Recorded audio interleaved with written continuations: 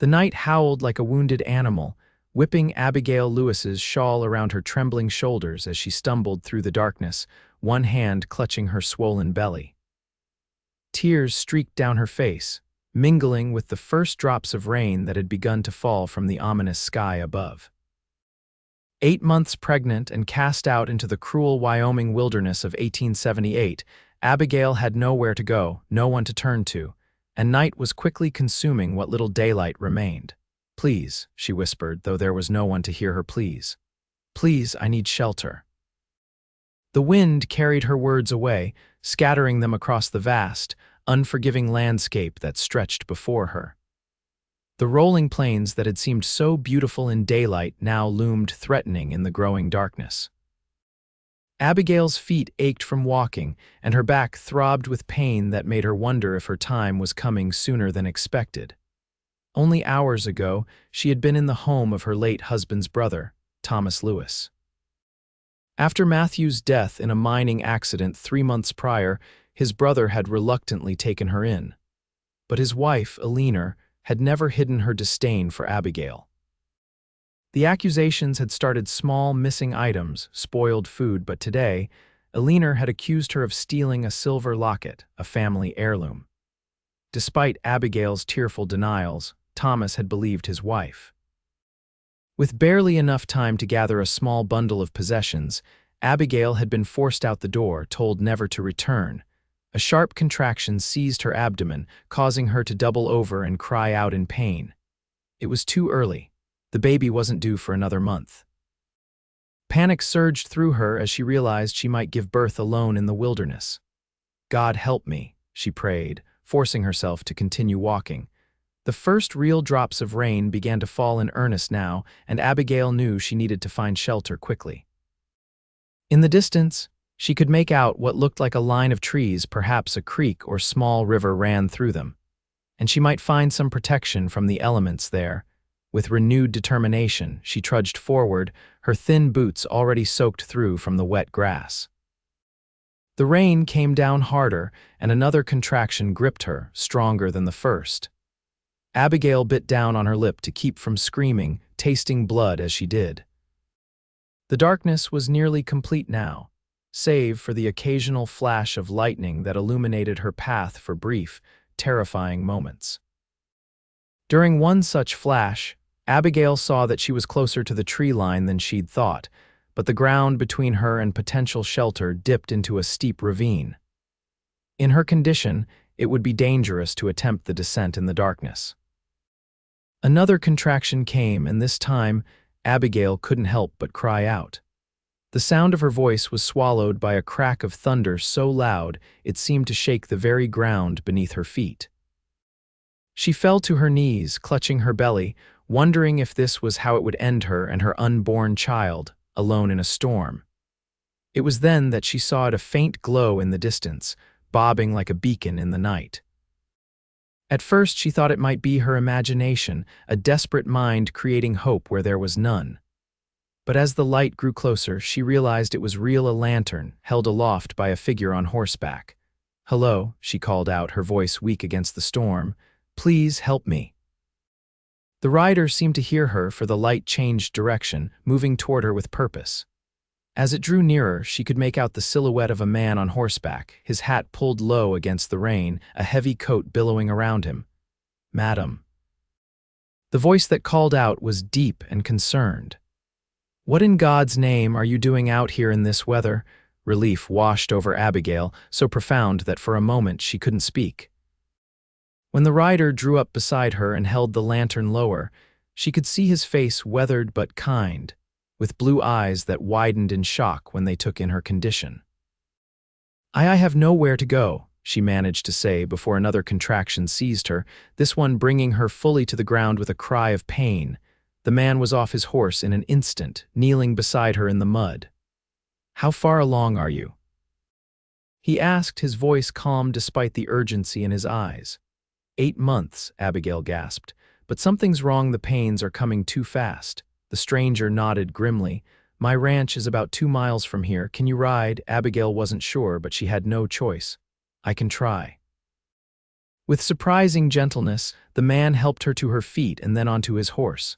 He climbed up behind her, one arm securely around her waist, the other holding the lantern high. "I'm Preston Harrington," he said as he urged the horse forward at a careful pace. "And I promise you, madam, you're safe now." Abigail leaned back against his solid chest, allowing herself to believe his words. "Abigail Lewis," she whispered. "Thank you, Mr. Harrington." "Preston," he corrected softly, "and there's no need for thanks. I couldn't leave you out here to face this storm alone." As they rode through the darkness, the lantern lighting their way, Abigail felt something she hadn't experienced in months' hope. The baby kicked inside her, as if agreeing with the sentiment, and despite the pain and fear, she found herself smiling faintly. She didn't know who this Preston Harrington was or what awaited her at his ranch. But for now, she was no longer alone in the storm, and that was enough. The rain continued to fall as Preston guided his horse carefully across the darkened landscape. Abigail clung to the saddle horn, her knuckles white with tension as each contraction washed over her in waves of increasing intensity. "Not much farther now," Preston reassured her, his breath warm against her ear. "My place isn't much, but it's dry and warm." Abigail nodded, unable to speak as another pain gripped her. She focused on the steady rhythm of the horse beneath her and the solid presence of the man at her back. There was something comforting about his calm demeanor that made her feel she could trust him. Despite knowing nothing about him beyond his name, through the sheets of rain, a structure gradually took shape, a modest cabin with light glowing from within. As they drew closer, Abigail could see it was larger than she'd initially thought. A proper ranch house with a barn and corral off to one side. Preston brought the horse to a halt before the covered porch and dismounted quickly.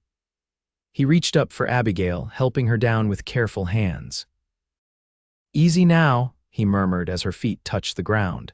She swayed dangerously, and he caught her against him, sweeping her into his arms without hesitation. "Let's get you inside." The door to the cabin swung open, revealing an older woman with silver-streaked hair and a concerned expression. "Preston, what in heaven's name found her out on the North Ridge, Mrs. Holloway," Preston explained as he carried Abigail over the threshold. "She's with child and in distress." The woman, clearly a housekeeper or cook, sprang into action immediately. "Bring her to the spare room. I'll heat water and fetch clean linens." Abigail barely registered the interior of the house as Preston carried her through it, only impressions of warm wood, a crackling fireplace, and the scent of something savory lingering in the air. The bedroom he brought her to was small but neat, with a quilt-covered bed that looked impossibly inviting after her ordeal. As Preston set her down gently on the bed, another contraction seized her, stronger than any before. She cried out, clutching at his arm. "It's coming," she gasped, fear evident in her voice. "The baby, it's too early." Mrs. Holloway returned, arms laden with towels and linens. "Preston, go fetch Dr. Winters. This isn't something we can handle alone." Preston hesitated, looking down at Abigail with genuine concern. "The storm's getting worse. It'll take me at least an hour to reach town and bring him back." "Then you'd best get going," Mrs. Holloway said firmly. "I'll do what I can here." He nodded, then turned to Abigail. "Mrs. Lewis, this is Mrs. Holloway. She's been my housekeeper since I was a boy, and she's helped birth more calves and foals than I can count. You're in good hands until I return with the doctor." Abigail managed a weak smile through her pain. "Thank you, Mr. Harrington. Please, be careful." Something flickered in Preston's eyes, surprise, perhaps, at her concern for his safety when she was the one in danger. He squeezed her hand briefly. "I'll be back before you know it." After he left, Mrs. Holloway helped Abigail out of her wet clothes and into a clean nightgown that must have belonged to someone else. The older woman worked efficiently, talking in a soothing, matter-of-fact manner that helped calm Abigail's frayed nerves. "Now, tell me what happened, Mrs. Holloway said as she placed a cool cloth on Abigail's forehead. "How did a woman in your condition end up alone in that storm?" Between contractions, Abigail explained her situation, her husband's death, her brother-in-law's reluctant charity, and finally, her expulsion from their home. Mrs. Holloway's face darkened with anger. Some people have no Christian charity in their hearts. Don't you worry, dear. Preston Harrington isn't the type to turn away someone in need." "Who is he?" Abigail asked, curious about the man who had saved her. "One of the finest men in the territory, Mrs. Holloway replied without hesitation. His father built this ranch from nothing, and when both his parents were taken by fever 5 years ago, Preston took over. He was just 23 then, but he's proven himself a capable rancher and a fair employer." Another contraction interrupted their conversation, this one lasting longer than the others. When it finally subsided, Abigail was panting, tears streaming down her face. "Mrs. Holloway, I'm afraid," she admitted.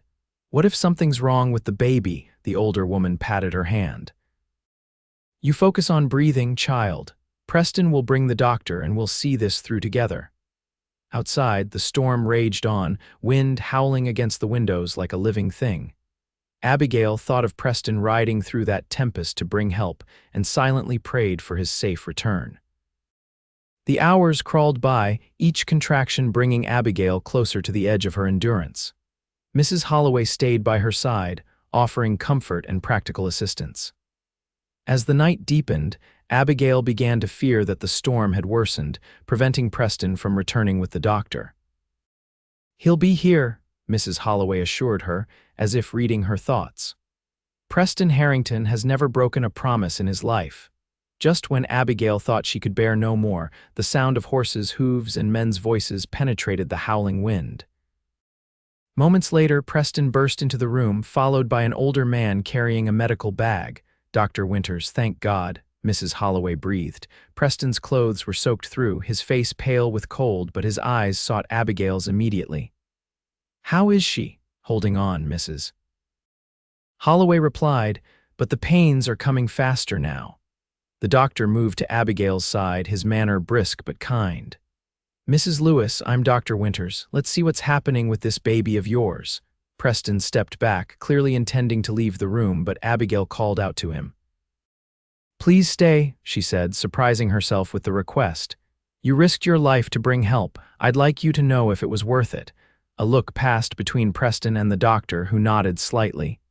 "He can stay if you wish, Mrs. Lewis, though it's unusual." "Nothing about this night has been usual," Abigail replied, attempting a smile that turned into a grimace as another contraction began. Preston moved to the far corner of the room, removing his wet coat and hat.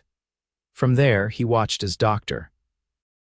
Winters examined Abigail, his expression grave but determined. "The baby is coming now," the doctor announced, "and it's in the breech position, feet first instead of head. This will be difficult, Mrs. Lewis, but I need you to be strong." Fear clutched at Abigail's heart, but she nodded. "Whatever it takes, doctor, please save my child." What followed was the most grueling experience of Abigail's life. The pain was beyond anything she had imagined, the doctor's instructions sometimes lost in her own cries.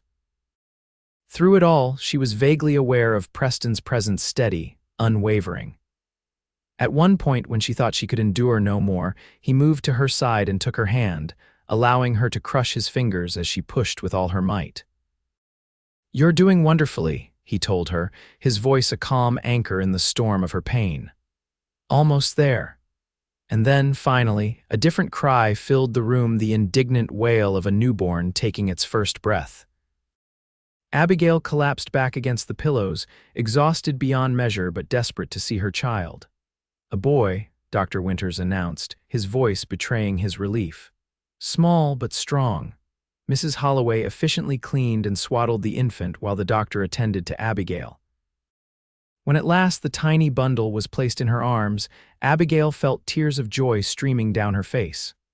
"Hello, my love," she whispered to her son, taking in his red, wrinkled face and tuft of dark hair so like his father's. "You're early, but you're perfect." She looked up to find Preston watching them, an unreadable expression on his tired face. "Thank you," she said, her voice breaking. "Without you, we might not have survived this night." Preston shook his head slightly. "Anyone would have done the same." "No," Abigail said firmly, "not anyone. Not everyone would ride into a storm for a stranger." A faint smile touched his lips. "Get some rest, Mrs. Lewis. You and your son are welcome here for as long as you need." As he turned to leave, Abigail called after him. His name is Matthew after his father, Matthew Preston Lewis. The middle name was a spontaneous addition, but it felt right. Preston paused at the door, visibly moved by the gesture. He nodded once, unable to speak, then quietly left the room, alone with her son and her thoughts. Abigail marveled at the strange turns life could take. 24 hours ago, she had been in a house where she wasn't wanted. Now she was in the home of a stranger who had risked everything to help her. As she drifted toward exhausted sleep, her baby secure in her arms, Abigail wondered what the morning would bring. Dawn broke clear and golden after the storm, sunlight streaming through the curtains of the small bedroom where Abigail lay with her newborn son. She had slept fitfully, waking to feed Matthew and marvel at his tiny features. Each time Mrs. Holloway had appeared as if by magic, helping position the baby and offering quiet encouragement. Now, as morning light filled the room, Abigail felt both profound gratitude and deep uncertainty. Her son was alive and well, but their future remained precarious. She had no home, no money, and no family to turn to. The generosity of Preston Harrington had saved them from the storm, but she couldn't impose on his kindness indefinitely. A soft knock at the door interrupted her worries. Mrs. Holloway entered, carrying a tray with a steaming bowl of porridge, fresh bread, and a pot of tea. "Good morning, my dear," the housekeeper said cheerfully. "How are you and the little one faring today?" "Better than I had any right to expect," Abigail replied honestly. "Thanks to you and Mr. Harrington." Mrs. Holloway set the tray on the bedside table and peered at the sleeping infant. "He's a handsome little fellow, strong too, despite his early arrival." "Did Dr. Winters leave instructions for his care?" Abigail asked, suddenly anxious about her premature son. "Indeed he did. Keep him warm, feed him often, and watch for any signs of fever or difficulty breathing. He'll return in a few days to check on you both." Mrs. Holloway helped Abigail sit up against the pillows. "Preston has already ridden into town to fetch some supplies for the baby blankets, proper swaddling cloths, and the like." Abigail felt a surge of emotion at this news. "He shouldn't go to such trouble. We've imposed enough already." Mrs. Holloway waved away her concern. "Nonsense. That man has been alone on this ranch too long. Having someone to care for besides his cattle and horses is good for him." As Abigail ate the simple but delicious breakfast, Mrs. Holloway moved about the room, opening curtains wider to let in more light and stoking the small fireplace in the corner. "Preston mentioned you were driven out by your brother-in-law," the housekeeper said carefully. "Do you have any other family in the territory?" Abigail shook her head. "Matthew, my husband, and I came west from Pennsylvania 2 years ago. His brother Thomas was our only connection here. After Matthew died in the mine collapse, I had nowhere else to go." Mrs. Holloway's expression softened with sympathy. "And now I must find work, a place to live," Abigail replied, looking down at her sleeping son. "Somewhere I can raise Matthew properly." "There's no rush, Mrs. Holloway assured her. "Preston said you're to stay until you're fully recovered at the very least. That will take weeks, not days." Before Abigail could respond, the sound of a door opening and closing echoed from the front of the house, followed by the thud of boots on wooden floors. Moments later, Preston appeared in the doorway, his arms laden with parcels. "Mrs. Lewis," he greeted her, his expression warming as he took in the sight of her and the baby. "You're looking much better this morning." Abigail was suddenly conscious of her disheveled appearance, her hair loose around her shoulders, wearing a borrowed nightgown, but Preston's gaze held nothing but respectful concern. "Thanks to your hospitality," she replied. "Mr. Harrington, I don't know how to properly thank you for what you've done." "Preston, please," he reminded her, setting the parcels on a chair. "And there's no need for thanks. I'm just glad I happened upon you when I did." There was something in his manner, a quiet strength combined with genuine kindness that put Abigail at ease despite their brief acquaintance. She found herself studying him in the daylight, noting details she had missed in the chaos of the previous night. Preston Harrington was tall and broad-shouldered, with the muscular build of a man accustomed to physical labor. His face was tanned from long hours in the sun, with laugh lines around his eyes suggesting he smiled often, though his expression now was serious. His hair was dark brown, almost black, and his eyes were a clear blue that reminded Abigail of summer skies. "I brought some things for the baby," Preston continued, gesturing to the parcels. "Mrs. Jeffries at the general store helped me select what might be needed." "That was incredibly thoughtful," Abigail said, touched by his consideration, "but I have no way to repay you at present." Preston shook his head firmly. "I don't want repayment. I want you and your son to be comfortable and safe." Mrs. Holloway moved forward to examine the purchases. "Well done, Preston. Mrs. Jeffries steered you right." She turned to Abigail with a conspiratorial smile. "He may know everything about ranching, but baby supplies are beyond his expertise." A faint blush colored Preston's cheeks, and Abigail found the sight unexpectedly endearing. This strong, capable man who had ridden through a storm without hesitation was embarrassed by his lack of knowledge about infant care. "I also spoke with Dr. Winters in town," Preston added. "He'll return in 3 days to check on you both, but says to send for him sooner if there's any cause for concern." "You've thought of everything," Abigail said softly. "Not quite everything," Preston replied, his expression turning serious. "Mrs. Lewis, Abigail, if I may, I need to ask about your situation. Mrs. Holloway mentioned your brother-in-law drove you out. Do you have anywhere to go once you're recovered?" The direct question brought Abigail's anxieties rushing back. "No," she admitted, "but I'll find something. I'm not without skills. I can cook, so keep accounts. Before we came west, I was a school teacher." Preston nodded thoughtfully. "As it happens, the town of Riversbend has been without a proper teacher for nearly 6 months. The previous schoolmarm married and moved to Oregon Territory with her husband." Hope fluttered in Abigail's chest.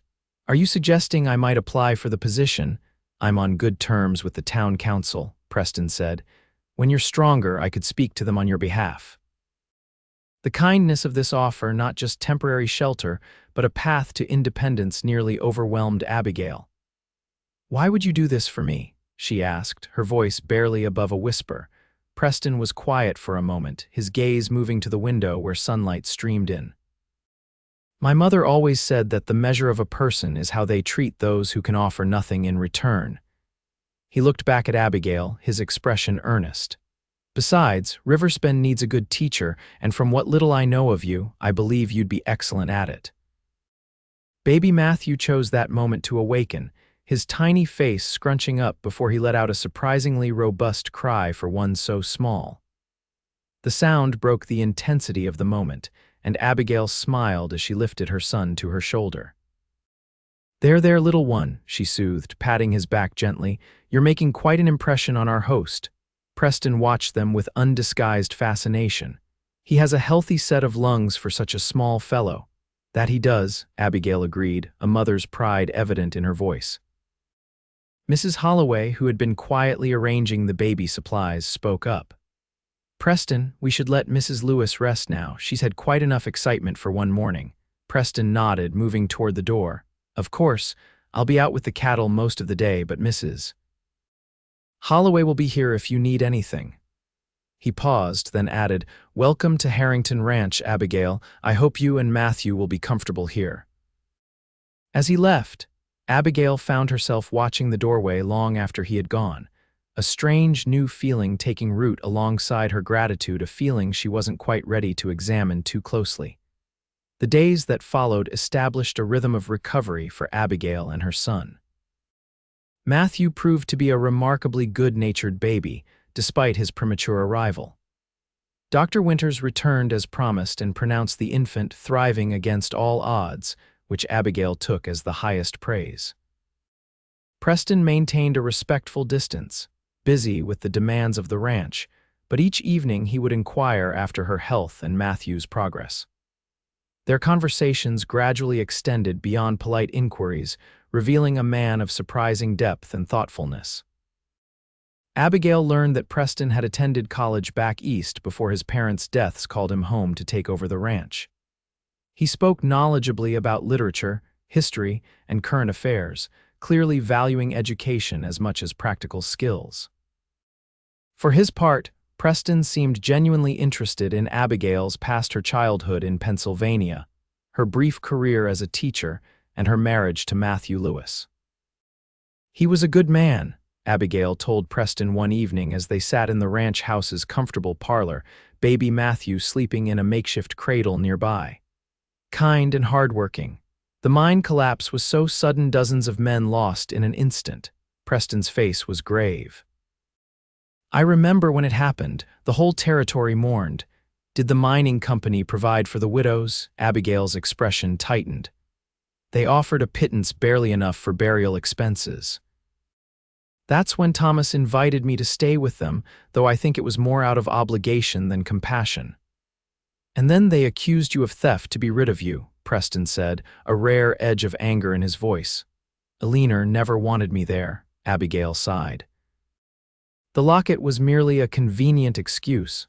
Preston was quiet for a moment, then asked, "Do you wish to clear your name? I could speak to Thomas, make him understand the cruelty of his actions." The offer touched Abigail deeply, but she shook her head. "There's no point now. I'd rather look forward than back." As the days turned into a week, and then two, Abigail found herself regaining strength. She began to help Mrs. Holloway with small household tasks, grateful for the opportunity to feel useful. The housekeeper proved to be a wealth of knowledge about child care, sharing wisdom gained from raising 4 children of her own, all now grown and scattered across the Western territories. "You have a natural way with that boy, Mrs. Holloway observed one afternoon as she watched Abigail bathe little Matthew in a basin of warm water. "Some new mothers are all nerves and worry, but you've got steady hands." "I always wanted children," Abigail admitted. "Matthew and I had hoped for a large family." A shadow passed over her face. "Now it's just the 2 of us." Mrs. Holloway's expression was knowing. "Life has a way of surprising us, dear, doors close but windows open." Before Abigail could respond to this cryptic remark, Preston entered the kitchen, removing his hat as he crossed the threshold. His face was flushed from the cold, his hair windblown. "Ladies," he greeted them, his eyes lingering on Abigail for a moment longer than strictly necessary. "I have news from town." Abigail wrapped Matthew in a soft towel, her heart quickening with anticipation. "About the teaching position." Preston nodded, a smile spreading across his face. "The town council is eager to meet you. They've been making do with the minister's wife teaching the younger children, but they need someone for the older students as well." Joy surged through Abigail. "When should I meet with them?" "Whenever you feel strong enough," Preston replied. "There's no rush, they understand your circumstances." "I'd like to go as soon as possible," Abigail said decisively. "Perhaps in a few days." Mrs. Holloway clucked her tongue. "Are you certain you're ready for the journey?" "It's a fair distance to town." "I've been cooped up for 2 weeks," Abigail pointed out. "Some fresh air would do Matthew and me good." Preston studied her face as if gauging her strength. "If you're sure, I could take you in the wagon on Saturday. It would be more comfortable than riding, and we could bring Matthew in his cradle." "Saturday would be perfect," Abigail agreed, suddenly eager for the outing and for the chance to begin building a future for herself and her son. That night, as she prepared for bed, Abigail found herself thinking about Preston more than the teaching position. His kindness had gone far beyond what decency required, extending into genuine care for her and Matthew's well-being. She couldn't deny that she had come to look forward to their evening conversations, or that she found herself watching for his return when he was out on the range. "Don't be foolish," she whispered to herself as she braided her hair. "He's simply a good Christian man helping someone in need." Yet when she closed her eyes, it was Preston's face. She saw his blue eyes crinkling at the corners when he smiled, the gentle way he looked at Matthew, the strength in his hands when he had held hers during her labor. Saturday dawned bright and clear, a perfect early spring day. Abigail dressed with special care in her one good dress, a simple blue cotton that had somehow survived her ordeal in the storm. Mrs. Holloway had laundered and pressed it to perfection, and even found a matching ribbon for Abigail's hair. "You look lovely, dear," the housekeeper said approvingly as Abigail emerged from her room with Matthew bundled in a new blanket. "The town council will be impressed." Preston was waiting by the wagon, which he had outfitted with extra cushions for comfort. When he saw Abigail, something flickered in his expression, admiration, perhaps, or surprise at seeing her in something other than the borrowed dresses she had been wearing. "Mrs. Lewis," he said, his voice warm, "you look refreshed." Abigail smiled at his careful choice of words. "Thank you. I feel much more myself today." He helped her into the wagon with a steady hand, then carefully took Matthew from her arms while she settled herself. The baby blinked up at Preston, tiny fists waving in the air. "Hello there, young man," Preston said seriously. "Are you ready for your first trip to town?" Abigail felt a surge of tenderness at the sight of her son in Preston's capable hands. There was something so natural about the way he held Matthew, as if he had been caring for infants all his life instead of cattle and horses. The journey to Riverspend took just over an hour, with Preston pointing out landmarks along the way: the creek where the best fishing was to be had, the stand of cottonwoods where wild turkeys roosted, the distant hills where he ran some of his cattle during the summer months. Riverspend itself was a small but growing settlement nestled in a bend of the Snake River. It boasted a main street with a general store, a bank, a small hotel, and several other businesses. The church, with its white steeple, stood at one end of town, and near it was a modest building that Preston identified as the schoolhouse. "It's not much to look at," he admitted, "but the town has plans to expand it next year. They're expecting more families to settle here now that the railroad spur is completed." Abigail took in the sight with growing excitement. It was a real town, with potential for growth, a place where she and Matthew might put down roots and build a life. Preston drove the wagon directly to the home of Mayor Simmons, where the town council had agreed to meet them. As he helped Abigail down, he gave her arm a reassuring squeeze. "They're going to love you," he said quietly. "Just be yourself." The meeting went better than Abigail could have hoped. Mayor Simmons was a portly, jovial man with a genuine interest in education. The other council members, the banker, Mr. Graves, the general store owner, Mr. Jeffries, and the town's only lawyer, Mr. Townsend, all seemed impressed by Abigail's credentials and her obvious intelligence. "We can offer $10 a month plus lodging," Mayor Simmons explained. "There's a small apartment above the schoolroom where the previous teacher lived. It's modest but clean and private." "When would you need me to start?" Abigail asked, bouncing Matthew gently as he began to fuss. The council members exchanged glances. "As soon as possible," Mr. Graves replied. "However, we understand that you've recently given birth, perhaps in a month's time." Abigail considered this. A month would give her time to fully regain her strength and make arrangements for Matthew's care during school hours. "That seems reasonable," she agreed. "Excellent," Mayor Simmons beamed. "Then consider yourself hired, Mrs. Lewis. Mr. Townsend will draw up the necessary papers." As they left the mayor's house, Abigail could hardly contain her elation. "I can't believe it," she said to Preston as he helped her back into the wagon. "A position, a place to live, it's more than I dared hope for." Preston's smile was genuine, though something like regret flickered briefly in his eyes. "I'm pleased for you," he said. "Riverspend is gaining an excellent teacher." They spent another hour in town, visiting the general store to purchase a few necessities, and stopping by the schoolhouse so Abigail could see her future workplace and living quarters.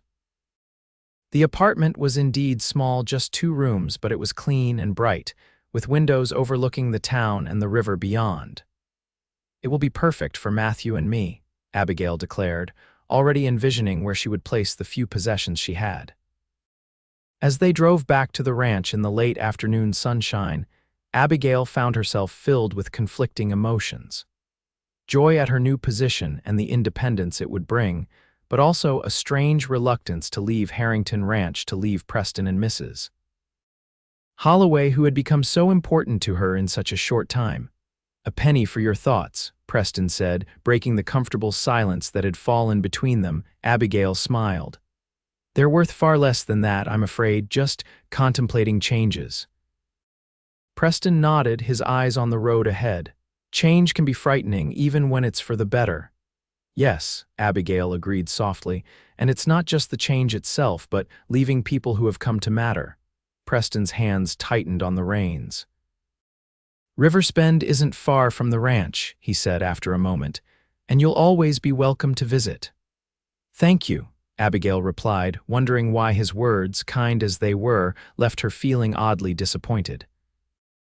They arrived back at the ranch as the sun was beginning to set, painting the sky in brilliant hues of orange and pink. Mrs. Holloway was waiting on the porch, eager to hear about their day. They offered me the position, Abigail told her, unable to keep the excitement from her voice. I'll start in a month, and there's living quarters above the schoolroom. Wonderful news, Mrs. Holloway exclaimed, though her gaze darted to Preston, who had busied himself unhitching the horses. Though we'll miss you terribly, won't we, Preston? We certainly will, he agreed, his voice carefully neutral, but Riverspend is gaining an excellent addition to their community. That evening, after supper, Abigail sat in the parlor nursing Matthew while Preston read the newspaper. Mrs. Holloway had retired early, leaving them alone together, a situation that had become increasingly common in recent days, as if the housekeeper were deliberately creating opportunities for them to converse privately. Preston, Abigail began, breaking the comfortable silence. I've been thinking about how to thank you properly for all you've done. Preston lowered his newspaper, his expression serious. I've told you, no thanks are necessary. Nevertheless, Abigail persisted, you saved our lives, gave us shelter, and helped me secure a position. I can never repay such kindness, but I want you to know how deeply grateful I am. Preston set the newspaper aside and leaned forward, his elbows on his knees. Abigail, he said, his use of her first name sending a small thrill through her. Do you know why I was out riding the night I found you? Surprised by the question, she shook her head. It was the anniversary of my mother's death, Preston explained, his voice soft with memory. Every year on that day, I ride out to the North Ridge where she loved to watch the sunset. It's a private ritual of sorts. He paused, looking down at his clasped hands. That night, the storm was coming in, and I almost didn't go, but something, call it instinct or divine guidance, told me I needed to be there. Abigail listened, captivated by this glimpse into his inner world. You were meant to find us, she whispered. Preston's eyes met hers, intense in their clarity. That's what I believe, so you see there's no need for gratitude. If anything, I should thank you. Thank me, Abigail echoed, confused. For what? For reminding me that there's more to life than work and solitude, Preston said simply. This ranch has been a lonely place since my parents died. Having you and Matthew here, it's brought something back that I didn't realize was missing. The honesty of his words touched something deep within Abigail. Before she could respond, Matthew finished nursing and let out a contented sigh, drawing both their attention to his peaceful face. He's a remarkable child, Preston observed, his expression softening as he looked at the baby. Strong and determined like his mother. Abigail felt a blush rise to her cheeks at the compliment. He reminds me of his father, sometimes the shape of his eyes, the way he furrows his brow when he's concentrating. Preston nodded, a shadow passing over his features. You must miss your husband deeply. I do, Abigail acknowledged. But differently than I expected. It's more like missing what might have been the life we had planned together. She looked down at Matthew, adjusting his blanket. Matthew, my husband, was a good man, but we married young. In some ways, we were still getting to know each other when he died. It was the most honest she had been about her marriage, even with herself. Matthew Lewis had been kind and hardworking, and she had cared for him deeply, but their union had been based more on practical compatibility than passionate love. Preston seemed to understand what she wasn't saying. Life rarely follows the paths we lay out for it, he observed. Sometimes the unexpected turns lead us to places we never imagined but needed to find. Abigail looked up at him, struck by the wisdom in his words. Like being driven out into a storm only to find sanctuary. A slow smile spread across Preston's face, warming his blue eyes. Exactly like that. The moment stretched between them, filled with unspoken possibilities. Finally, Preston cleared his throat and stood. It's getting late. You should rest after such a busy day. Abigail nodded, suddenly aware of how intimate their conversation had become. Yes, of course. Good night, Preston, and thank you for sharing that story with me. Good night, Abigail, he replied softly. Sleep well. As she carried Matthew back to their room, Abigail realized with startling clarity that her feelings for Preston Harrington had grown far beyond gratitude. In just a few weeks, this quiet, thoughtful man had become important to her in ways she hadn't anticipated, ways that both thrilled and frightened her. The realization that she would be leaving the ranch in a month's time now filled her with a sense of loss that had nothing to do with the comfort and security it provided, and everything to do with the man who had created that sanctuary for her and her son. The month that followed was filled with preparations for Abigail's move to Riverspend. Preston insisted on building a cradle for Matthew, spending evenings in his workshop crafting a beautiful piece of furniture from polished pine. Mrs. Holloway helped Abigail sew new curtains for the apartment and pillowcases for the bed, using fabric purchased from the general store in town. As the day of departure drew closer, Abigail found herself cherishing every moment at the ranch. Morning coffees with Mrs. Holloway, watching Preston work with the horses from the porch, evenings spent in quiet conversation by the fire, all took on a bittersweet quality, knowing they would soon end. Preston, too, seemed increasingly reluctant to see her go, finding reasons to include her in the daily rhythm of ranch life. He taught her to ride again, a skill she had neglected since her marriage on a gentle mare named Daisy. These riding lessons became a highlight of Abigail's days, with Matthew safely left in Mrs. Holloway's capable hands while she and Preston explored the ranch's boundaries. During these rides, Preston shared stories of growing up on the ranch, his dreams for its future, and sometimes memories of his parents that he admitted he rarely spoke of to anyone else. My father always said a man is only as good as the legacy he leaves behind, Preston told her as they rested their horses near a babbling creek. He meant the ranch, of course, but lately I've been wondering if there isn't more to legacy than land and cattle. Abigail studied his profile, strong and thoughtful against the backdrop of blue sky. What kind of legacy would you want to leave? Preston considered the question seriously. One of kindness, I suppose, of making a difference in the lives of others. He glanced at her with a half smile. Though I'd still like the ranch to prosper too. I think you're well on your way to both, Abigail replied softly.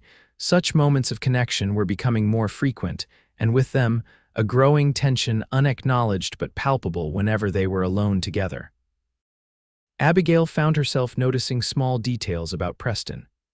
The way the sun brought out auburn highlights in his dark hair, how his hands were both strong and gentle, the sound of his laugh when something genuinely amused him. She caught him watching her too, when he thought she wouldn't notice his gaze following her movements with an intensity that made her heart race. Yet neither spoke of these feelings directly. Abigail told herself it was too soon after her husband's death, that her gratitude was coloring her emotions, that Preston's kindness was simply his nature and not specific to her. Preston, for his part, maintained a careful respect for her position as a recent widow with a newborn, never overstepping the boundaries of propriety. The evening before Abigail was to move to Riverspend, Mrs. Holloway prepared a special dinner, roast beef with all the trimmings, and an apple pie that filled the house with its sweet, cinnamon scent.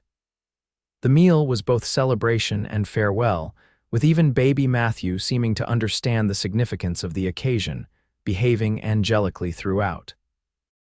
After dinner, Preston surprised Abigail by presenting her with a small, wrapped package. A going-away gift, he explained, uncharacteristically nervous. Something practical for your new position. Curious, Abigail unwrapped the package to find a beautiful fountain pen and inkwell set. Preston, she breathed, running her fingers over the elegant pen. This is too generous. Every teacher needs a proper writing instrument, he said, clearly pleased by her reaction. There's something else, too. From his pocket, he withdrew a small leather pouch and handed it to her. Inside, Abigail found a delicate silver locket, simple but beautifully crafted. I know the circumstances under which you left your brother-in-law's home, Preston said quietly. I thought perhaps this might replace what was lost in a small way. Tears sprang to Abigail's eyes at the thoughtfulness of the gift. It's beautiful, she whispered. Would you help me put it on? Preston moved behind her, his fingers brushing the nape of her neck as he fastened the chain. The brief contact sent a shiver down Abigail's spine. There's a place inside for a small portrait, he explained as he returned to his seat. Perhaps someday you might put Matthew's likeness in it. I will treasure it always, Abigail promised, her hand going to the locket where it rested against her collarbone. Thank you, Preston, for everything. Mrs. Holloway, who had been observing this exchange with knowing eyes, announced that she would clear the dishes and see to Matthew's bath. You two enjoy the evening, she said, her tone suggesting more than her words. It's your last night at the ranch, after all. Once alone, an expectant silence fell between them. Finally, Preston suggested they take a walk outside. The moon is nearly full, he said, and the evening is mild. They strolled through the ranch yard and beyond to a small rise where the moonlight silvered the landscape. Stars scattered across the velvet sky like diamonds, and a gentle breeze carried the scent of sage and prairie grass. I never tire of this view, Preston said, his voice low, no matter how many times I see it. It's beautiful, Abigail agreed, wrapping her shawl more tightly around her shoulders as the evening air cooled. Preston noticed the gesture and moved closer. Are you cold? A little, she admitted, but I'm not ready to go back inside yet. Without hesitation, Preston removed his coat and draped it around her shoulders.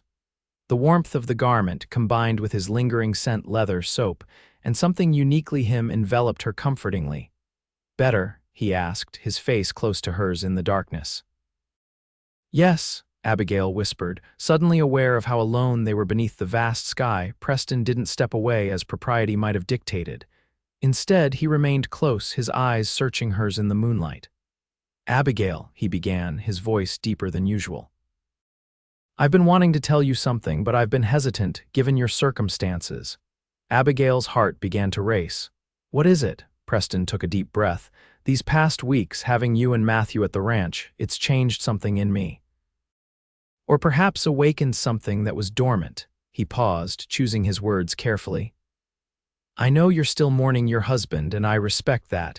I also know you're beginning a new chapter in Riverspend, and I wouldn't want to complicate that for you. Preston, Abigail said softly, encouragingly. What I'm trying to say, rather poorly, he continued, is that I've developed feelings for you, feelings that go beyond friendship or concern for your welfare. I care for you, Abigail, deeply. The words hung in the night air between them, honest and vulnerable. Abigail felt as though her heart might burst from her chest. I don't expect you to reciprocate, Preston added quickly, and I'll understand completely if you need time or if you don't feel the same way. I couldn't let you leave without telling you. Abigail reached out, her hand finding his in the darkness. I do feel the same way, she admitted, the truth of it washing over her like a wave. I've been trying to tell myself it's just gratitude or that it's too soon after Matthew's death. But it's more than that. Preston's fingers tightened around hers. Are you sure? I'm sure that what I feel for you is real, Abigail replied honestly. But I'm also sure that it's complicated. I have Matthew to consider and this new position and memories of your husband, Preston finished for her, understanding in his voice. Abigail nodded. Yes, though as I told you before, our marriage was more practical than passionate. Still, he was Matthew's father and I owe him respect. Preston released her hand, only to gently touch her cheek. I would never ask you to dishonor his memory, but perhaps we could see where these feelings lead us without rushing or expectations. The tenderness in his touch, combined with the wisdom in his words, confirmed what Abigail already knew, that this man was unlike any she had ever met. I would like that, she whispered. Slowly, giving her every opportunity to pull away, Preston lowered his head and brushed his lips against hers, a kiss so gentle it was barely more than a whisper of contact. Yet it sent warmth spreading through Abigail's entire being, a sense of rightness that she had never experienced before. When he drew back, his eyes were questioning, seeking confirmation that he hadn't overstepped. In answer, Abigail rose on her tiptoes and returned the kiss, this one lasting longer, deeper, a promise of possibilities to come. The ride to Riverspend the next morning was filled with a new awareness between them. Though nothing more had been said about their feelings after that moonlit kiss, something had shifted, a boundary crossed, a new understanding established.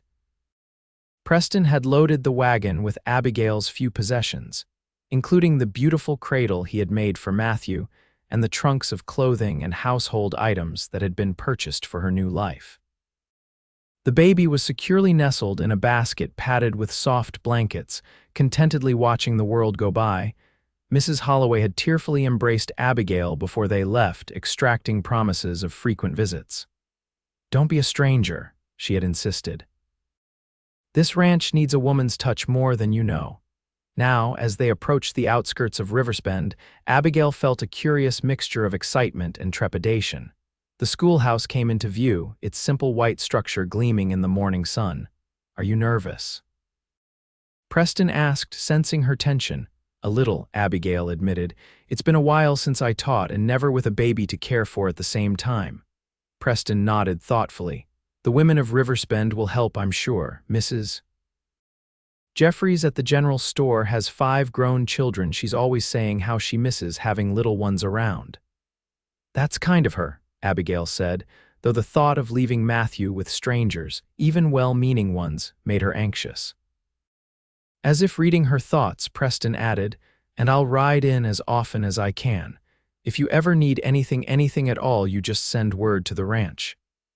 The apartment above the schoolroom was just as Abigail remembered it, small but clean, with abundant natural light. Preston carried up her trunks and the cradle, positioning everything according to her instructions. By midday, the space had begun to feel like a home, with curtains hung and Matthew's cradle placed near the bed. Several townspeople stopped by to welcome her, bringing food, small gifts, and offers of assistance. Mayor Simmons delivered the school register and curriculum guidelines, explaining that classes would begin the following Monday. Through it all, Preston remained at her side, a steady presence that both comforted and exhilarated her. When the last visitor had departed and Matthew was napping peacefully in his new cradle, they found themselves alone together in the small sitting room.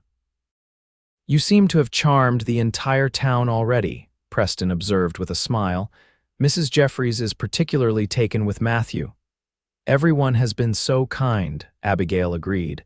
"I think we'll be happy here." The word "we" hung between them, its meaning shifting subtly in the new context of their relationship. Preston moved closer, taking her hands in his. "Abigail," he said, his voice low and serious. "I meant what I said last night. I care for you deeply, and I want to see where these feelings between us might lead, but I also want you to have the independence you've earned. This position, this new life, they're yours, and I wouldn't want to interfere with that." Abigail squeezed his hands, touched by his understanding. "Thank you for that. I do need this chance to stand on my own feet, to be more than just someone's wife or someone's charity case." She paused, her eyes meeting his. "But that doesn't mean I don't want you in my life, in our lives." Relief washed over Preston's features. "Then perhaps I could call on you properly. Dinner at the hotel restaurant, perhaps, or Sunday drives when the weather is fine." The formality of the suggestion made Abigail smile. After all they had shared, he had literally delivered her child. Such traditional courtship seemed almost quaint. Yet she appreciated his respect for propriety, especially now that she would be a figure of authority in the community. "I would like that very much," she replied. Preston's answering smile was radiant. "Good, that's very good." He glanced out the window, noting the position of the sun. "I should be getting back to the ranch. The new Kevs need checking, and Mrs. Holloway will be wondering how you've settled in." Abigail nodded, though she felt a pang at the thought of his departure. "Of course, please give her my love and tell her we're perfectly comfortable." Preston hesitated, then leaned down to place a gentle kiss on her forehead. "I'll ride in on Sunday if that suits you. Perhaps we could attend church together."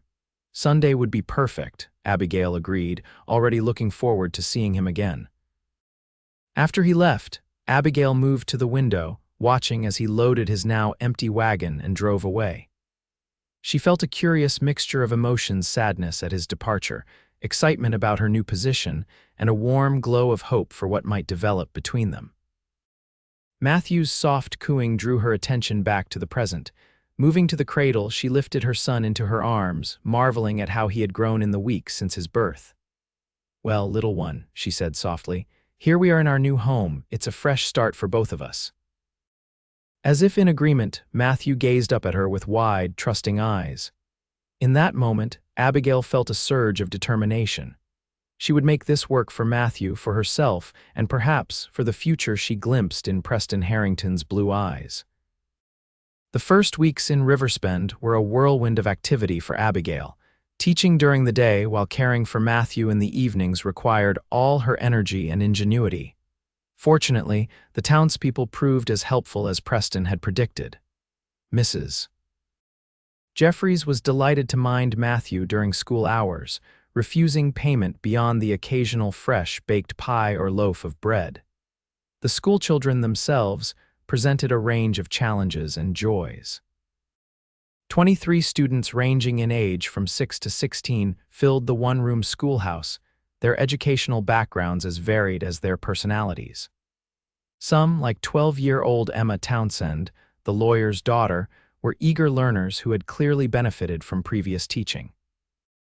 Others, particularly the older boys from outlying farms, attended sporadically and viewed education with skepticism. Abigail approached each child with patience and creativity, determined to instill a love of learning in even the most reluctant student. By the end of the first month, she had won over most of the class, and even the Blackburn twins, 14-year-old troublemakers who had initially tested her authority at every turn, had begun to show genuine interest in their studies. Throughout these busy weeks, Preston remained a steady presence in her life. True to his word, he rode into town every Sunday to escort her and Matthew to church, and often stayed for dinner afterward. Occasionally, he surprised her with midweek visits, bringing fresh vegetables from Mrs. Holloway's garden, or simply stopping by to see how she was faring. These visits were the highlights of Abigail's week. In Preston's company, she felt both cherished and respected emotions that blended together to create something deeper and more profound than she had ever experienced. Their courtship progressed with deliberate care. Preston never pushed for more than Abigail was ready to give, seemingly content with their gradual progression from friendship to something more intimate. Their kisses, when they occurred, were tender and increasingly passionate, but always tempered by mutual respect and awareness of Abigail's position in the community. As spring gave way to summer, Abigail found herself thinking more and more about the future. The school term would end in late June, giving her nearly 2 months before classes resumed in September. What would those summer weeks bring for her relationship with Preston? The answer began to take shape one warm evening in mid-June as they sat on the small balcony outside her apartment, watching the sunset paint the sky in brilliant hues. Matthew, now 4 months old and thriving, was asleep inside after an exhausting day of discovering his own toes. "I've been thinking," Preston said, breaking a comfortable silence. "With the school term ending next week, you and Matthew will have more free time." Abigail nodded, sipping the lemonade he had brought from the hotel restaurant. "It will be strange not to have lessons to plan every evening." Preston's fingers drummed lightly on the arm of his chair, a rare sign of nervousness. "I was wondering if you might consider spending some time at the ranch. Not permanently," he added quickly, "but perhaps a few weeks, Mrs. Holloway misses you terribly, and the house seems emptier without you and Matthew in it." The invitation sent a thrill through Abigail. She had missed the ranch more than she cared to admit: the open spaces, the peaceful evenings, and yes, the constant proximity to Preston that living there had afforded. "That sounds wonderful," she replied honestly. "I've missed Mrs. Holloway as well, and the ranch itself." Preston's expression brightened. "Really, you wouldn't find it dull after town life?" Abigail laughed. "Dull, with newborn calves to watch, horses to ride, and Mrs. Holloway's cooking to enjoy? Hardly." Good, Preston said, his relief evident. I was thinking you could come out after the end of term celebration next Friday. I'll bring the wagon for you and Matthew. We'll be ready, Abigail promised, already anticipating the change of scenery. Preston reached across the small space between their chairs and took her hand, his thumb tracing circles on her palm. There's something else I wanted to discuss with you, Abigail. The serious note in his voice made her heart quicken. Yes. These past months, he began carefully, getting to know you, watching you with Matthew, seeing how you've built a life here in Riverspend. They've been the happiest of my life. Abigail squeezed his hand encouragingly. For me as well, Preston. He met her gaze, his blue eyes earnest in the fading light. I know it hasn't been long since your husband's passing, and I would understand completely if you feel it's too soon, but I want you to know that my feelings for you have only grown stronger with time. Abigail felt a rush of emotion so powerful it nearly took her breath away. As have mine for you, she admitted softly. Preston's face lit up at her words, hope and joy mingling in his expression. Then, would it be too forward of me to speak of a future together, not immediately, but perhaps? When you feel the time is right, the question, delicately phrased to give her all the space she might need, touched Abigail deeply. Preston was offering his heart while respecting her circumstances, her widowhood, her independence, her responsibility to Matthew. It wouldn't be too forward at all, she replied, her voice steady despite the emotion welling within her. In fact, I've been thinking about such a future myself. Preston's grip on her hand tightened. Have you? Abigail nodded, suddenly certain of what she wanted to say. When Matthew was born, I thought our lives would be small, just the two of us against the world. I was prepared for that, determined to make it work. She paused, gathering her thoughts. But then you came with your lantern in the storm, and everything changed. You gave us shelter when we needed it most, but more than that, you gave us hope. Preston listened intently, his expression revealing how much her words meant to him. I know it hasn't been a year since Matthew, my husband, died, Abigail continued. And perhaps some would say it's too soon to think of remarrying, but life is unpredictable and often too short. What I feel for you, Preston, is real and true and stronger than anything I've ever known. Abigail, Preston breathed, her name a prayer on his lips. Are you saying? I'm saying that when you're ready to ask a certain question, she replied with a small smile, I believe my answer will be yes. The joy that spread across Preston's face was like sunrise breaking over the mountains. In one fluid movement, he rose from his chair and knelt before her, still holding her hand in his. I hadn't planned to do this tonight, he admitted, but it seems the moment has found us. He took a deep breath. Abigail Lewis, from the moment I found you in that storm, something in me recognized you not just as someone who needed help, but as someone who would change my life forever. These months of knowing you, of watching you mother Matthew with such grace and strength, of seeing your kindness and intelligence touch everyone around you. They've shown me what I want for the rest of my days. Tears welled in Abigail's eyes as Preston reached into his pocket and withdrew a small velvet box. I love you, Abigail, he said simply. I love your son as if he were my own, and I would be honored beyond words if you would consent to be my wife, to make a family with me at Harrington Ranch. He opened the box to reveal a ring, a delicate gold band set with a single pearl surrounded by tiny diamonds. It was elegant without being ostentatious, perfect for a schoolteacher's hand. It was my mother's, Preston explained softly. My father gave it to her when he proposed.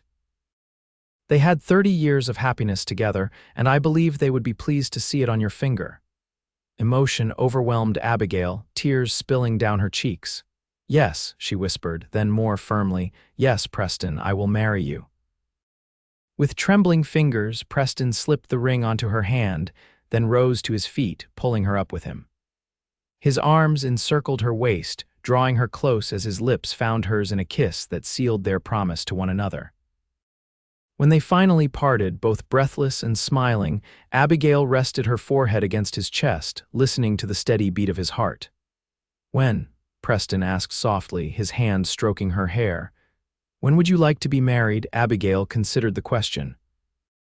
Not too long an engagement, she decided. Perhaps at the end of summer before the new school term begins.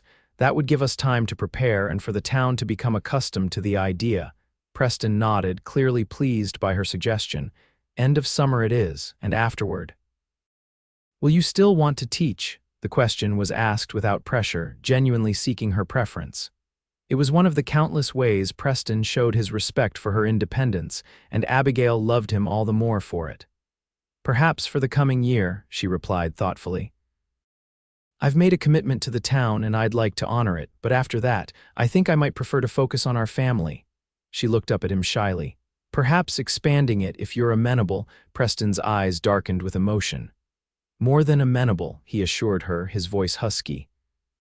Nothing would make me happier than filling the ranch with children our children, with Matthew as their big brother. The image warmed Abigail's heart, Matthew growing up with siblings, all of them running free on the ranch under Preston's watchful eye. It was a future brighter than any she could have imagined when she was driven out into the night, pregnant and alone. I should go inside and check on Matthew, she said reluctantly, not wanting their moment to end but aware of her responsibilities.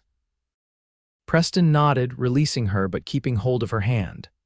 Of course, and I should start back to the ranch before it gets too dark.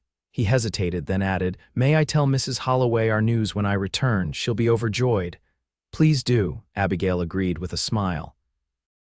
I suspect she's been hoping for this outcome since the day you brought me to the ranch. Preston laughed. Longer than that, I think. She's been dropping hints about my bachelor state for years. They shared one more kiss before parting, this one filled with promise and the certainty of a shared future. As Abigail watched Preston ride away, the pearl on her finger catching the last light of day, she felt a sense of completion she had never known before. Inside, Matthew slept peacefully, unaware of the momentous change in their circumstances. Abigail gazed down at her son, love swelling in her heart. We're going to be a family, little one, she whispered. A real family with a father who already loves you as his own. The summer months passed in a blur of happiness for Abigail and Preston. As planned, she and Matthew spent several weeks at Harrington Ranch after the school term ended, falling easily back into the rhythms of ranch life. Mrs. Holloway was ecstatic about their engagement, immediately beginning preparations for the wedding despite Abigail's protests that there was plenty of time. Nonsense, the housekeeper declared. A proper wedding takes planning, especially when the groom is one of the most respected ranchers in the territory and the bride is the town's beloved schoolteacher. News of their engagement spread quickly through Riverspend, met with general approval and good wishes. Mayor Simmons assured Abigail that her marriage would not affect her teaching position if she wished to continue, while his wife insisted on hosting a wedding shower where the women of the town presented Abigail with household items and advice of varying usefulness. Throughout it all, Preston remained a steady presence, his love evident in every glance and touch. He took particular joy in spending time with Matthew, who at 5 months old had become increasingly alert and responsive. The baby seemed equally taken with Preston, breaking into gummy smiles whenever the rancher entered the room. He knows you're going to be his father, Abigail observed one evening as she watched Preston bouncing Matthew on his knee, the baby's laughter filling the ranch house parlor. Preston looked up, his expression serious despite his playful activity. I intend to be the best father I can to him, Abigail. He'll never doubt that he's my son in every way that matters. The sincerity of this promise brought tears to Abigail's eyes. I know, she said softly. That's one of the countless reasons I love you. July turned to August and wedding preparations intensified. The ceremony would be held in Riverspend's church, followed by a reception at the town hall. Mrs. Holloway coordinated with the church ladies to plan the meal, while Preston surprised Abigail by arranging for a proper wedding cake to be sent from Cheyenne on the train. Abigail's dress was another surprise, a gift from Preston that arrived in a large box from Denver.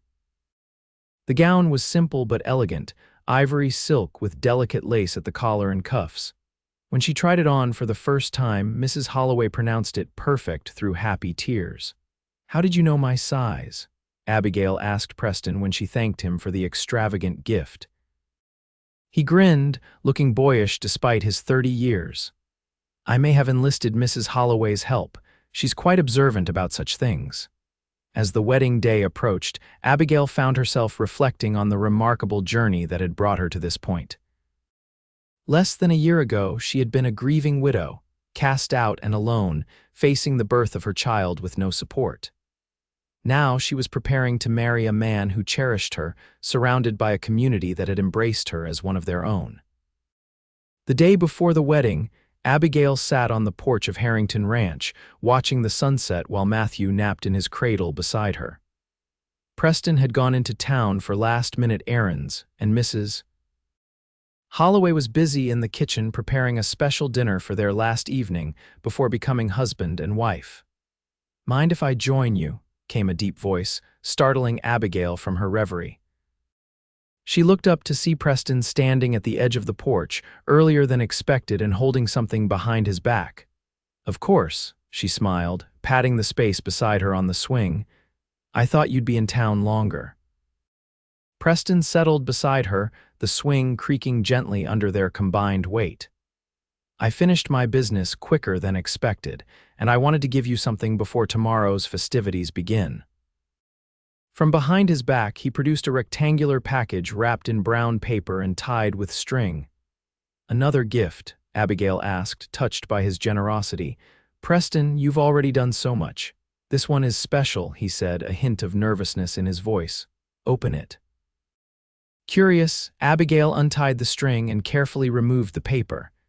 Inside was a leather-bound book, its cover embossed with the words Family Bible in gold lettering. "Oh, Preston," she breathed, running her fingers over the rich leather. "Open it," he encouraged softly. Abigail did so, finding on the first page a family record already begun. There, in Preston's neat handwriting, were their names. Preston James Harrington, born 1848, Abigail Marie Lewis Harrington, born 1855, and Matthew Preston Lewis Harrington, born 1878. Tears filled Abigail's eyes as she realized the significance of what Preston had done, including Matthew not just with his middle name acknowledged, but with the Harrington surname as well. "I hope it's not presumptuous," Preston said, watching her reaction carefully. I want him to feel fully part of our family, and I plan to legally adopt him after we're married, with your permission." Abigail couldn't speak through her tears. Instead, she threw her arms around Preston's neck, the Bible clutched carefully in one hand. "I take it you approve." He murmured against her hair, his arms coming around her waist. "It's the most thoughtful gift anyone has ever given me," Abigail managed to say when she could speak again. "Not the Bible itself, though it's beautiful, but what you've written in it, making Matthew truly yours." Preston drew back slightly to look into her eyes. "He already is truly mine," he said simply. "In my heart, if not yet by law, just as you are." The love shining in his blue eyes took Abigail's breath away. "One more day," she whispered. "One more day, and I'll be your wife." "The longest day of my life, I expect," Preston replied with a smile, bending to kiss her softly. The wedding day dawned clear and perfect, as if nature itself approved of their union. Abigail woke early in the guest room at Mayor Simmons' house, where tradition dictated she spend the night before the ceremony. Matthew, still peacefully asleep in his cradle, had been a model baby, as if sensing the importance of the occasion. Mrs. Simmons and several other town ladies arrived mid-morning to help Abigail prepare. They brought flowers for her hair, late summer roses and baby's breath, and chattered excitedly as they helped her into the beautiful gown Preston had given her. "You look radiant, my dear," Mrs. Simmons declared when Abigail was fully dressed and her hair arranged in an elegant knot adorned with flowers. "Preston Harrington is a fortunate man indeed." Abigail smiled at her reflection in the mirror, hardly recognizing the confident, glowing woman who looked back at her. "I'm the fortunate one," she replied softly. At precisely noon, a buggy decorated with ribbons and more flowers arrived to take Abigail to the church. Matthew, handsome in a new white gown, was carried by Mrs. Holloway, who would sit with him during the ceremony. The small church was filled to capacity when Abigail arrived. It seemed the entire town of Riverspend had turned out for the occasion, along with ranchers and farmers from the surrounding countryside. As the organ began to play and Abigail walked down the aisle on Mayor Simmons' arm, standing in for the father who was too far away to attend, she had eyes only for Preston. He stood at the altar, tall and handsome in a new black suit, his dark hair neatly combed, his blue eyes fixed on her with an expression of such love and wonder that Abigail felt her heart might burst with happiness. The ceremony itself was brief but meaningful. They exchanged traditional vows, their voices clear and sure in the hushed church. When the minister pronounced them husband and wife, Preston's kiss was both tender and passionate, a promise of the life they would share. The reception that followed was joyous and lively. The town hall had been transformed with bunting and flowers, tables laden with food prepared by the church ladies under Mrs. Holloway's direction. Preston and Abigail moved among their guests, accepting congratulations and well wishes, always finding their way back to each other as if drawn by an invisible thread. Matthew, passed from admiring arms to admiring arms, was the center of attention for much of the afternoon, handling his celebrity with impressive aplomb for a 6-month-old. When he finally began to fuss, clearly overwhelmed by the excitement, Preston took him from Mrs. Jeffries and held him securely against his chest, soothing the baby with a gentle patting rhythm that soon had Matthew sleeping peacefully. "You're a natural father," Abigail observed, coming to stand beside her husband. Preston smiled down at the sleeping infant. "He makes it easy." "He's a remarkable child. Like his father," Abigail said softly, watching Preston's face as her meaning registered. The look he gave her was filled with such emotion that words seemed inadequate. Instead, he leaned down to kiss her, a brief but heartfelt gesture that spoke volumes about his feelings. As the afternoon waned into evening, guests gradually departed until only the closest friends remained. Finally, Preston announced that it was time for them to return to the ranch. Mrs. Holloway had already gone ahead to prepare the house. Taking Matthew with her, her wedding gift to them was 2 nights of uninterrupted privacy before she returned with the baby. The drive to Harrington Ranch, now Abigail's home in truth as well as sentiment, was peaceful, the setting sun painting the landscape in gold and amber. Preston's arm was around her waist, holding her close against his side as he guided the horses with his free hand. "Happy, Mrs. Harrington?" he asked, the new name still sounding wonderfully strange to both of them. "Completely," Abigail replied, resting her head on his shoulder. "And you, husband, more than I ever thought possible," Preston admitted. "When I rode out that stormy night, I had no idea I was riding toward my future toward you." Abigail smiled at the memory, no longer frightening now that it had led to such joy. "You lit a lantern and guided me home," she said softly. "Not just a shelter for the night, but to a real home, a place where Matthew and I truly belong." Preston's arm tightened around her. "You belong with me," he said simply. "You always will." As they approached the ranch, Abigail could see lanterns glowing in the windows, welcoming them home. Preston helped her down from the buggy, then surprised her by sweeping her into his arms. "What are you doing?" she laughed as he carried her toward the house. "Carrying my bride over the threshold," Preston replied seriously. "It's tradition." "I've lived in this house before," Abigail pointed out, though she made no move to leave his strong arms. "Not as my wife," Preston countered, pushing open the door with his shoulder. "Not as the mistress of Harrington Ranch." The word mistress sent a thrill through Abigail. This was her home now, not as a guest or a charity case, but as Preston's wife and partner. The thought was both exhilarating and humbling. Inside, Mrs. Holloway had transformed the house for their homecoming. Fresh flowers adorned every surface, candles provided romantic lighting, and a cold supper waited on the dining room table. A note propped against a bottle of wine informed them that Matthew was settled at her sister's house in town, and all was well. "She thinks of everything," Preston said with a fond smile as he set Abigail gently on her feet. "Are you hungry?" Abigail shook her head, suddenly shy despite the months of courtship that had led to this moment. Not for food, she admitted softly. Preston's eyes darkened at her words. Without speaking, he took her hand and led her up the stairs to the master bedroom, his room, now theirs. Like the rest of the house, it had been prepared for their wedding night. The bed turned down, more candles providing soft illumination, a vase of roses on the dresser. "I should help you with your dress," Preston said, his voice deepening with emotion. "All those tiny buttons down the back must be impossible to manage alone." Abigail turned, presenting her back to him. "They are rather troublesome," she agreed, her heartbeat quickening as she felt his fingers at the nape of her neck. One by one, Preston unfastened the long row of pearl buttons that ran down her spine. His touch was gentle but sure, occasionally brushing against her skin in a way that sent shivers through her entire body. When the last button was undone, he pressed a kiss to the sensitive spot where her neck met her shoulder. "You are so beautiful," he murmured against her skin.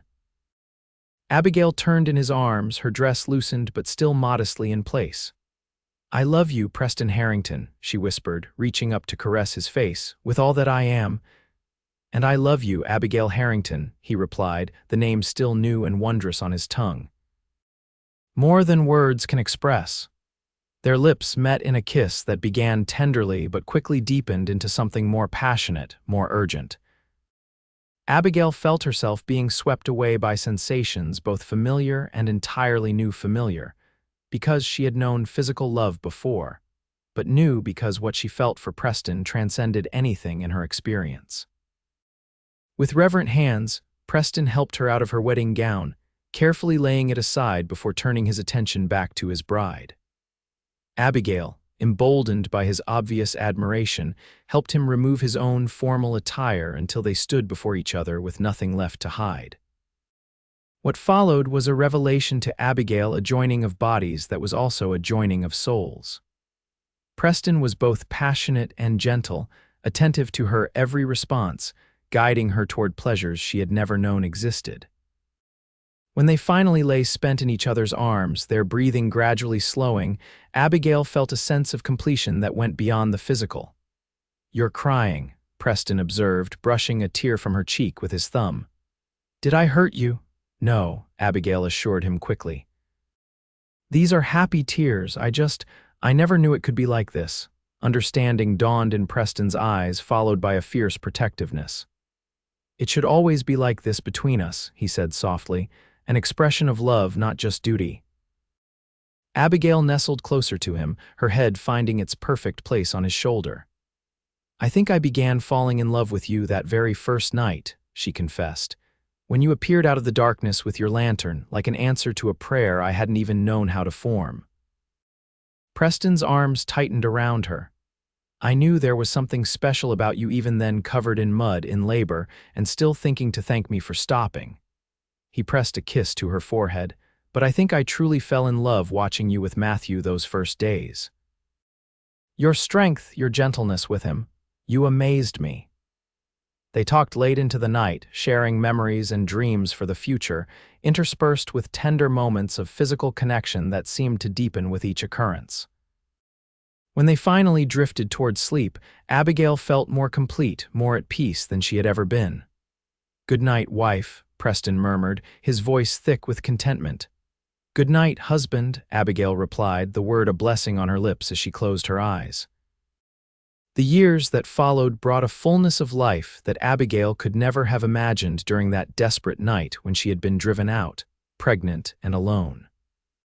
Preston proved to be everything she had hoped for in a husband, loving, supportive, and an extraordinary father to Matthew, who grew from an infant to a toddler to a sturdy young boy with no awareness that Preston was not his biological father. True to her word, Abigail completed one more year of teaching before retiring to focus on their growing family. 9 months after their wedding, she gave birth to a daughter, Emma Rose Harrington, who inherited her father's blue eyes and her mother's determined spirit. 2 years later, James Thomas Harrington joined the family, followed by twin girls Sarah and Rebecca when Matthew was 7. The Harrington Ranch prospered under Preston's careful management, expanding to become one of the most successful operations in the territory. Abigail managed the household with the same efficiency she had once applied to her classroom, creating a warm and loving environment for their children. As promised on their wedding day, Preston legally adopted Matthew, giving him the Harrington name in law as well as in heart. The boy grew to be the image of his adoptive father in manner and character, though he retained the dark coloring of his birth father. On the 5th anniversary of their wedding, Preston surprised Abigail with a trip back to the spot where he had found her that stormy night. The North Ridge, once a place of desperation, had become a special retreat for them, a reminder of how their lives had intersected in what could only have been divine intervention. Do you ever think about how different our lives might have been if I hadn't ridden out that night? Preston asked as they sat on a blanket overlooking the vast Wyoming landscape, a picnic spread before them. Abigail considered the question seriously. Sometimes, I might not have survived the night, or Matthew might have been born too early to thrive. She reached for Preston's hand. But I prefer to think about what did happen, how you appeared with your lantern just when I needed you most, like a guardian angel in a cowboy hat. Preston laughed at the description, squeezing her fingers affectionately. Hardly an angel, just a man who couldn't leave a woman in distress. A good man, Abigail corrected, leaning over to kiss him softly. The best man I've ever known and a wonderful father to our children. Preston's expression grew serious. Being Matthew's father has been one of the greatest privileges of my life. Watching him grow, knowing he thinks of me as his papa, there are no words for what that means to me. He adores you, Abigail assured him. All our children do, and their mother, Preston asked, a teasing light in his eyes. Does she still adore me after 5 years of marriage? Abigail pretended to consider the question. Well, you do snore occasionally. Preston laughed, pulling her into his arms. Minx, Abigail settled against his chest, contentment washing over her. I love you more now than the day we married, she said honestly. More every day, in fact. As I love you, Preston replied, his voice rich with emotion.